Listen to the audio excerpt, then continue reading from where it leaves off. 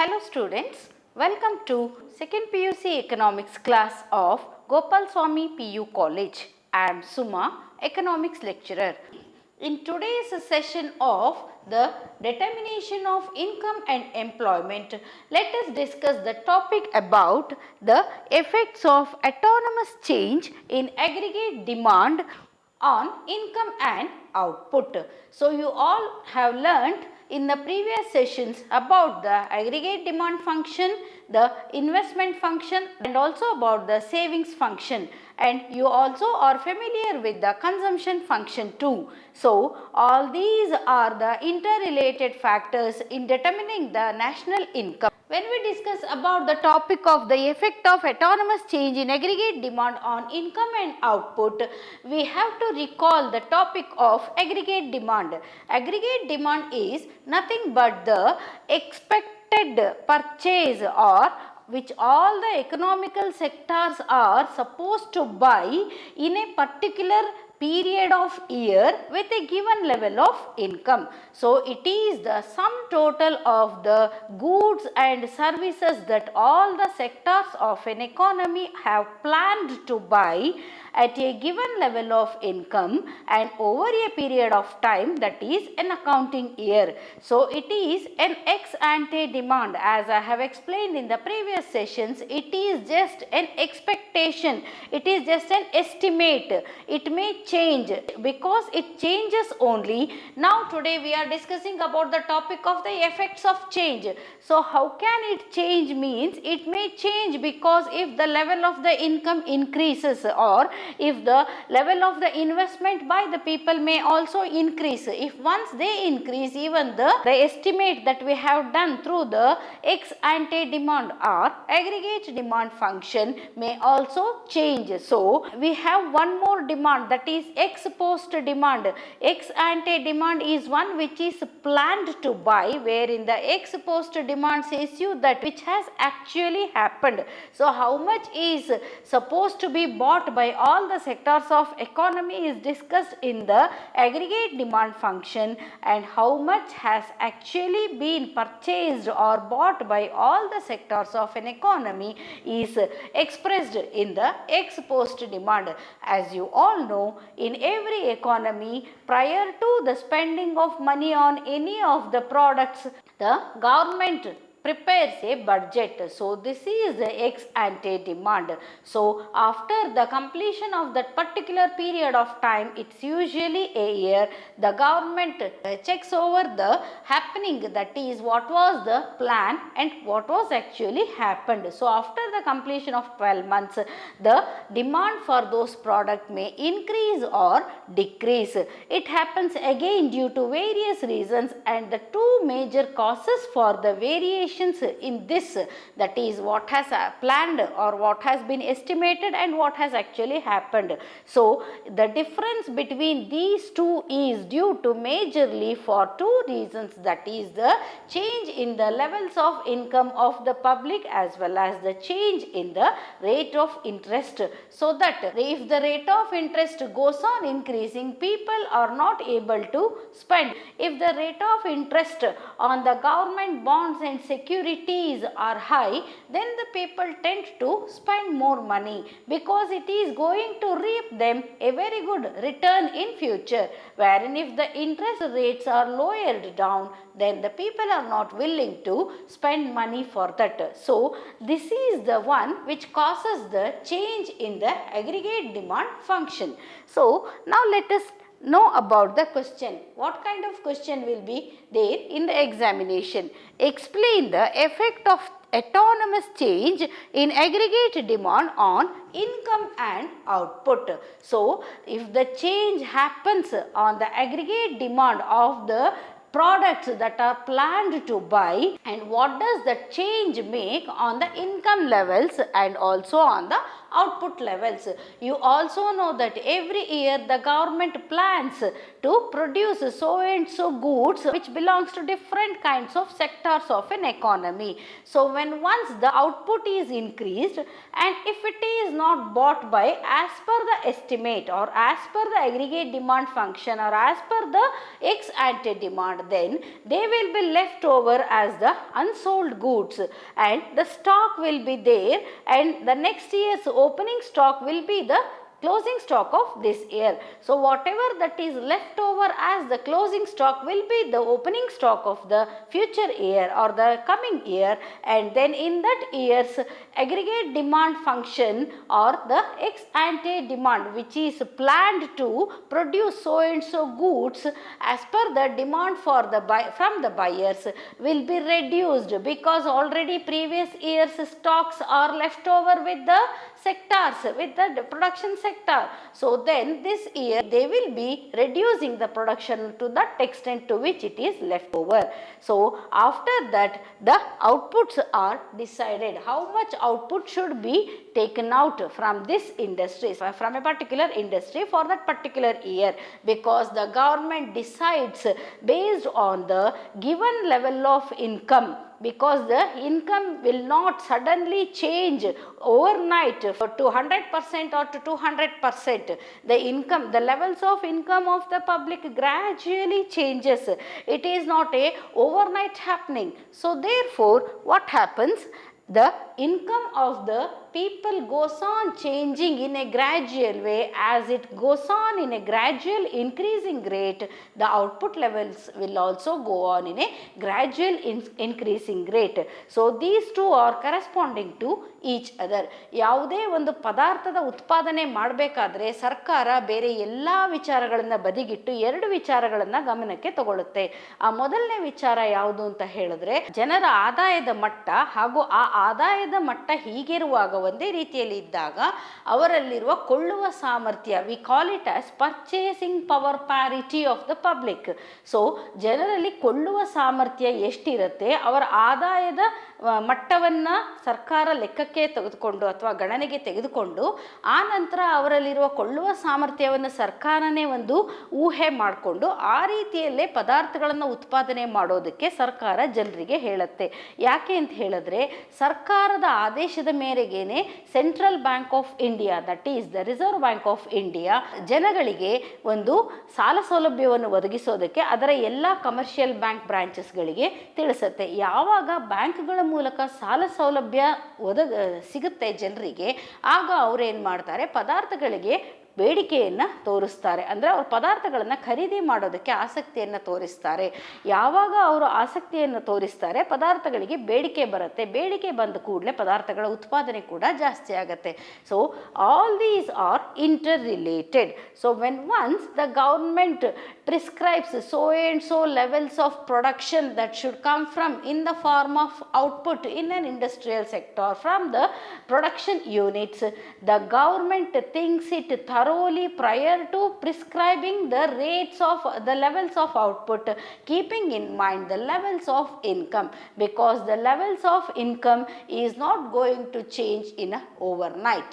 Therefore answer for this question is that the equilibrium level of income depends on the aggregate demand.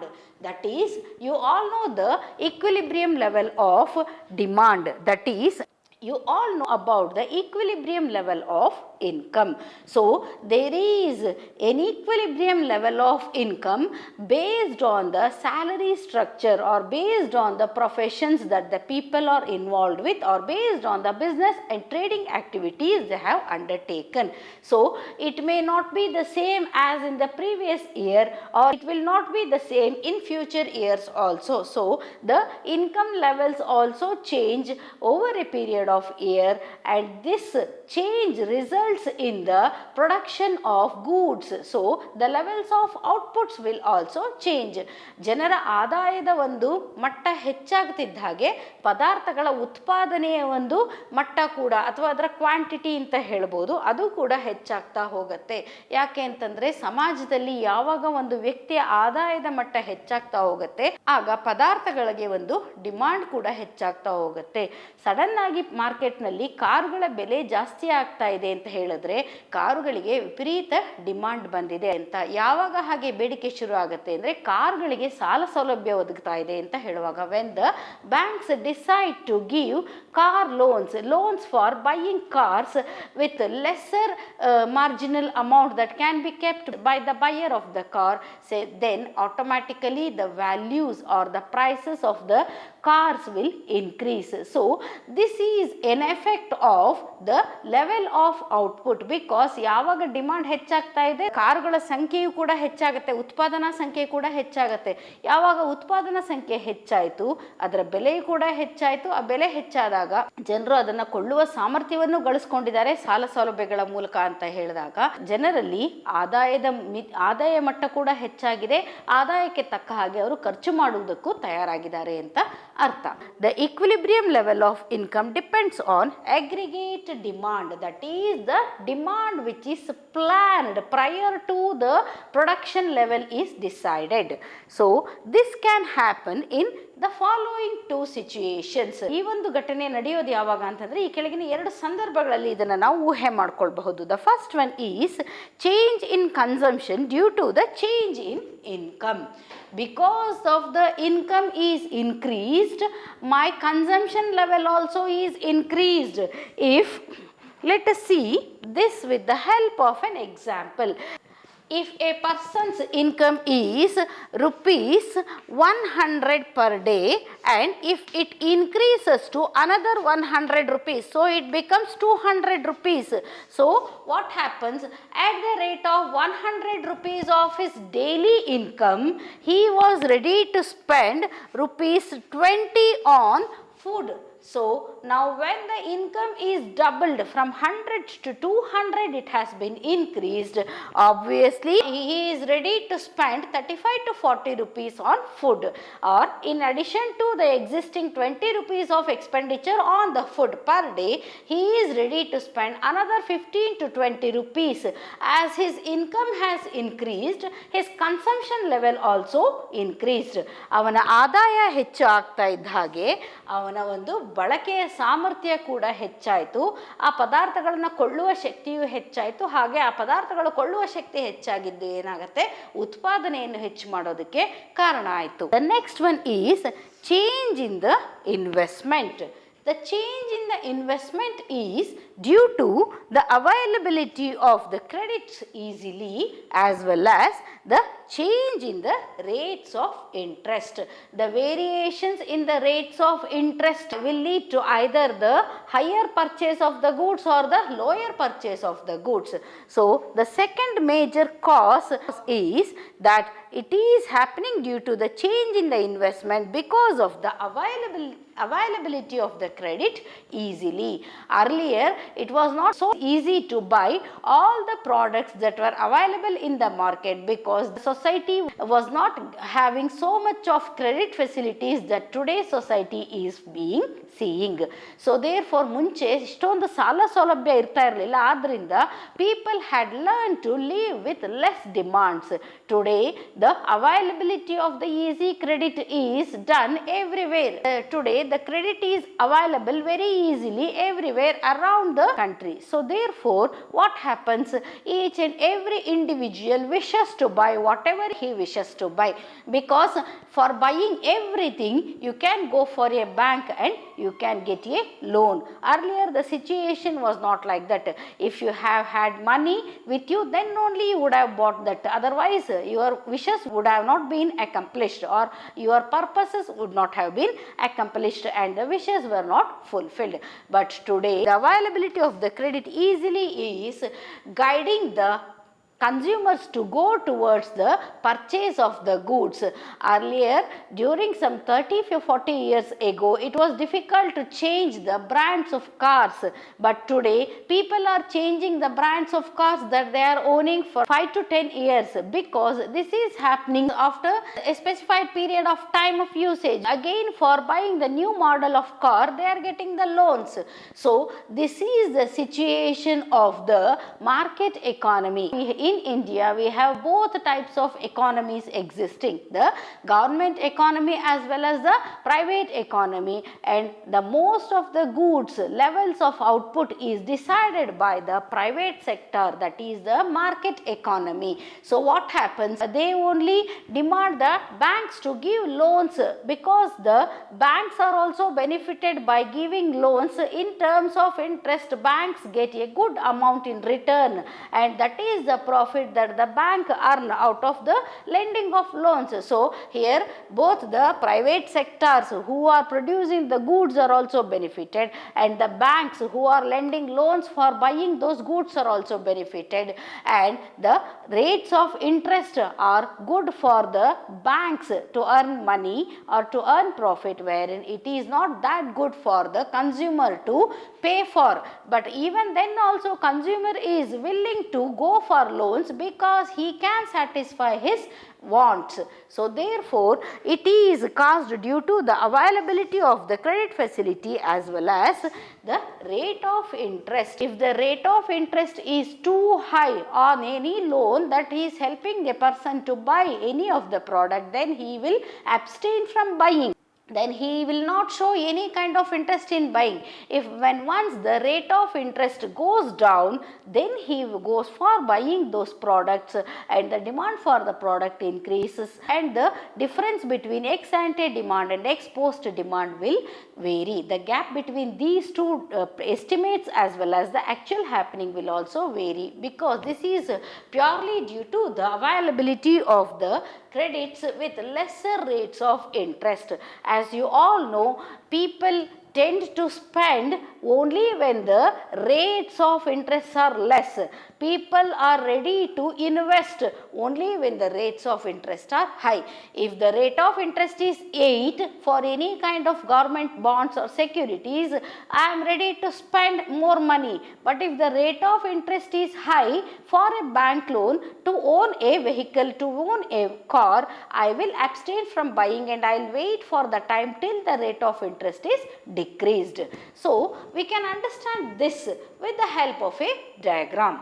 We were learning about the effect of autonomous change in aggregate demand on income and output. So with the help of this diagram, let us understand about it. Here on OX axis, the income of a person, the income of the people is mentioned, and on OY axis the aggregate demand for the products is mentioned. So here you can see that at the Y1 level of income, as you all know, the levels of income increase in a consistent way. Therefore, it is always referred as 45 degree. So it is always marked with 45 degree. So at the level of Y1, the aggregate demand also was AD1. The aggregate demand was also 1, wherein at the level of Y2, the aggregate demand has also crossed the first stage, and here we have the aggregate demand 2. So as the person's income goes on increasing,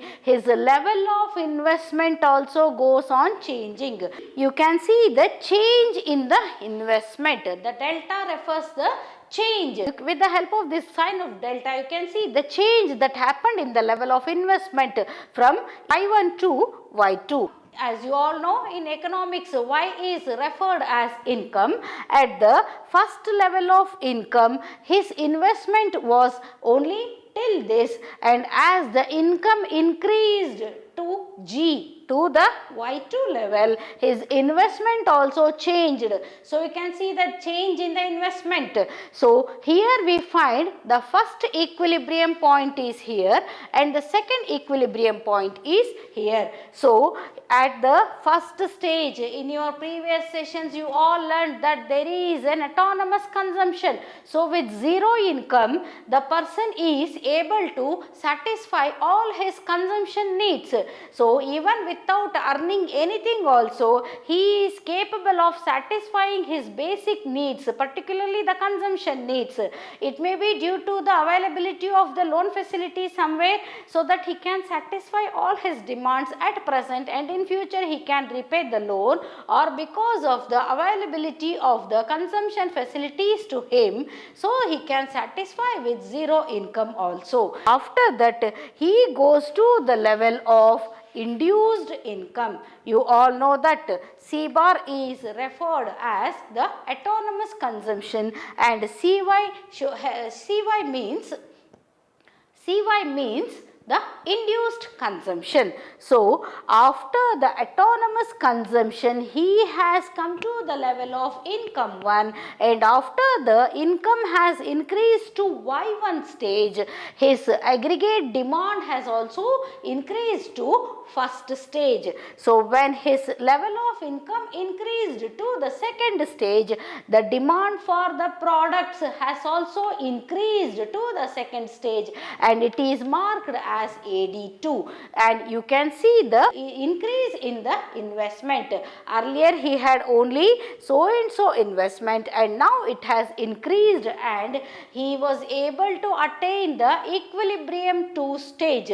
This is, see, an increase in the income is due to the rise in his investment.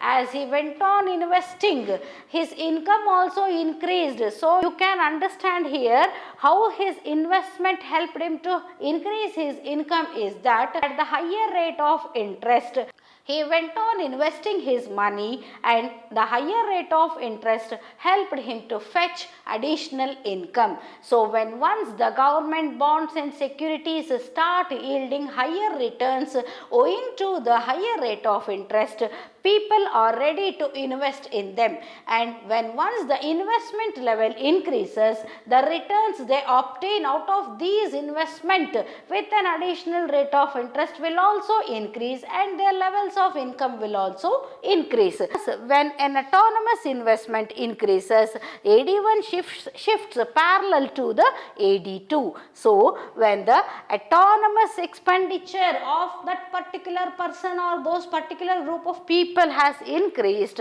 the AD1 has increased parallelly to the AD2. Here you have the AD1 line, and that is aggregate demand 1, and this aggregate demand 1 line has increased to aggregate demand 2 line. So the increase is also in a parallel way, so that as the amount of our income increases owing to our investment, the income levels are also increasing correspondingly. It is neither decreasing nor increasing in a galloping way, it is in the balanced way. So AD1 is increased to AD2 in a parallel way. So therefore AD for the output, that is aggregate demand for the output at Y1 increases to Y1F. Y1 is the income level 1, and it increased to Y1F, and which is greater than the value of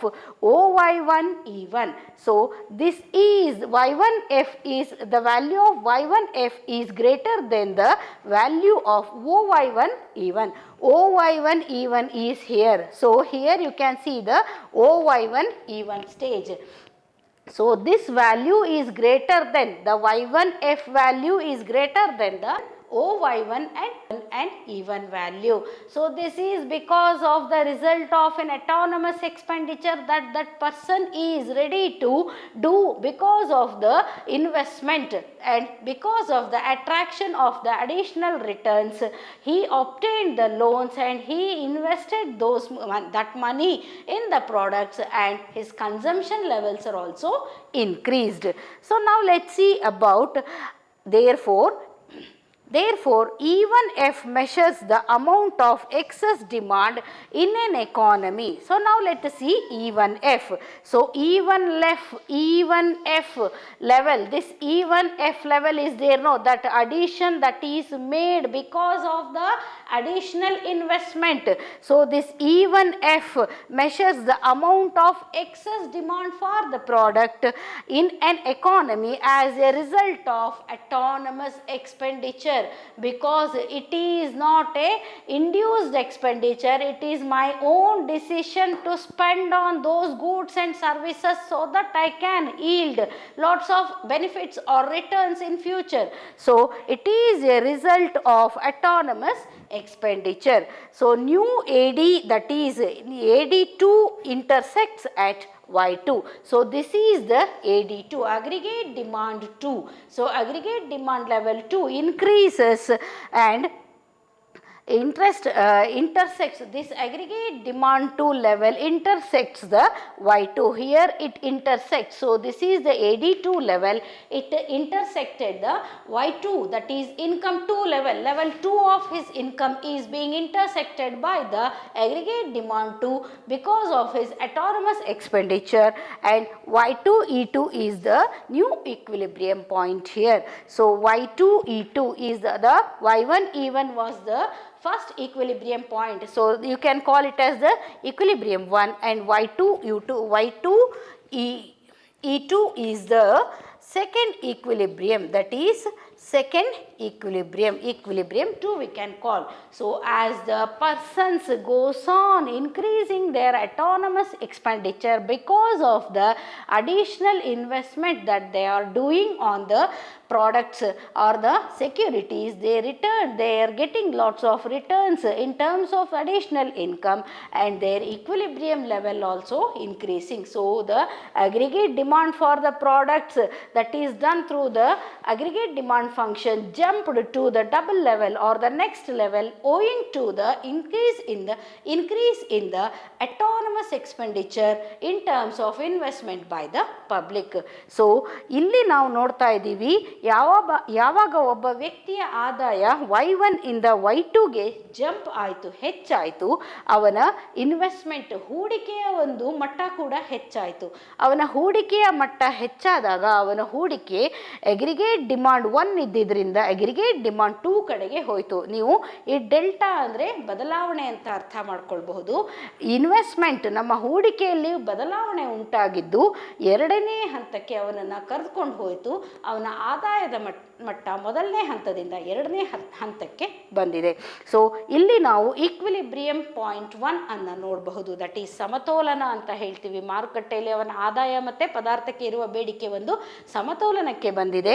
ಹಾಗೆ ನಾವು ಎರಡನೇ ಸ್ಟೇಜ್ನಲ್ಲಿ Y2 E2 ಸ್ಟೇಜ್ನಲ್ಲಿ ನಾವು ಆದಾಯದ ಮಟ್ಟದ ಏರಿಕೆಯನ್ನು ನೋಡಿ ಅದರ ಮೂಲಕ ಅವನ ಇನ್ವೆಸ್ಟ್ಮೆಂಟ್ ಹೆಚ್ಚಾಗಿದ್ದರಿಂದ ಈಕ್ವಿಲಿಬ್ರಿಯಂ 2ನ ನಾವು ಗಮನಿಸಬಹುದಾಗಿದೆ. ಅಂದರೆ ಸಮತೋಲನದ ಮಟ್ಟ ಎರಡನೇ ಹಂತಕ್ಕೆ ಅವನನ್ನು ಕರೆದುಕೊಂಡು ಹೋಗಿದೆ. So, this helps us to understand about the effect of autonomous change in aggregate demand on both the levels of income as well as the level of output.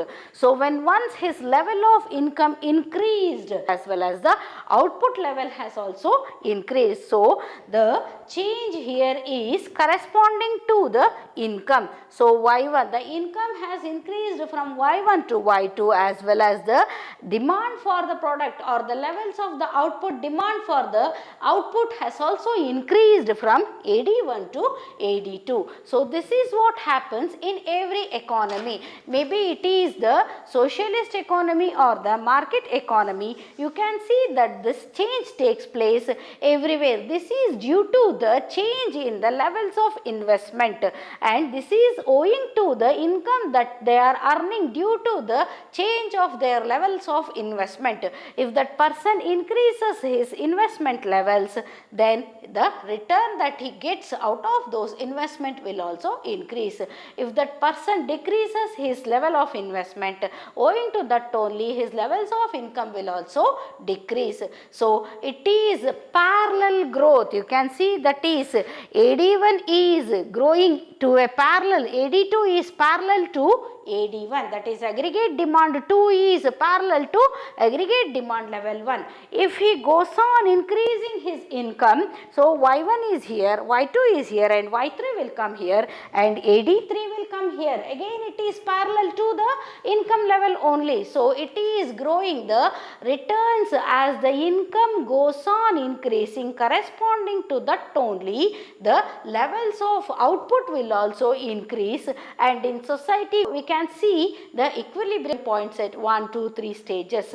So it is a balanced growth that we can see because of the effect of an autonomous change in the aggregate demand on the income as well as output. So in the examination they may ask you for 6 marks, explain the effect of autonomous change in the aggregate demand on the levels of income and output. Then you have to start it with the help of an introduction as to what is aggregate demand and how is it caused and what are all the components of aggregate demand, as well as then you have to explain. Then you have to draw this diagram and explain all the components of it, as well as you have to give a detailed explanation, and after this you have to write a conclusion explaining that what was the result of autonomous expenditure which led to the change in the level of income and output. It is due to the changes in the availability of the credit facility, easy availability of the credit facility, as well as the variations in the rate of interest, and also due to the tastes and preferences of the public. This is an important question from the point of view of your examination. I will end up this session with today's thought for the day, that is, there is no substitute to hard work. So as you are all students, you have to recall this sentence every time, because there is no second route for success.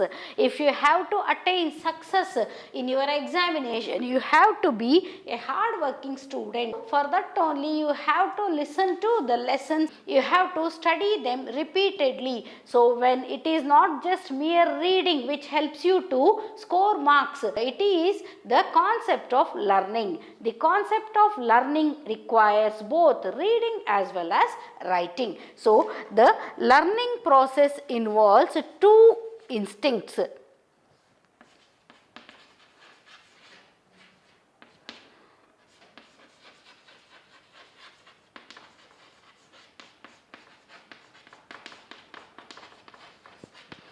I have seen many of the students who say that, ma'am, I am ready, I have read everything. So it is not that. It may not help you to recall the things, and at the time of your examination you may forget few things, few important points. So if you are into the process of learning, then definitely you must be into writing. So the learning process involves both reading as well as writing. So whatever you read, once you close the book and you rewrite it in another book, so that you may find some of the points are missing in that. So when you repeatedly do the same process, you read it 2 times or 3 times, then you close the book and you write them without seeing, so that you may find that many of the points, many of the important points may be missing. So if you repeatedly do this for 3 times, 4 times, definitely you will get all the points in your memory and you will be successful in your examination. So don't think that you can be successful in any other way. The only way for success is to go with hard work. So therefore it is wisely said that there is no substitute for hard work. With this I conclude this session. Thank you.